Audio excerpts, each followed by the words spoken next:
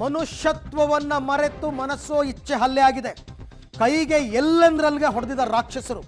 ರಕ್ತ ಹೆಪ್ಪುಗಟ್ಟಿದಂತೆ ಕಾಣತಕ್ಕಂಥ ಬೆರಳು ಮತ್ತು ಕೈ ಕೈ ಮೇಲೆಲ್ಲ ರಕ್ತ ಸಿಕ್ತವಾದಂತಹ ಗಾಯಗಳು ಕಂಡು ಬರ್ತಾ ಇದೆ. ಇದು ಎರಡನೇ ದೃಶ್ಯದ ಬಗ್ಗೆ ನಾನು ನಿಮಗೆ ಹೇಳ್ತಾ ಇರ್ತಕ್ಕಂಥದ್ದು. ಮೊದಲನೇದು ಹಚ್ಚೆಯನ್ನ ಕಬ್ಬಿಣದ ರಾಡಲ್ಲಿ ಕಾಯಿಸ್ಬಿಟ್ಟು ಬರೆ ಇಟ್ಟು ಮಾಂಸವನ್ನು ಕಿತ್ತಿದ್ದಾರೆ.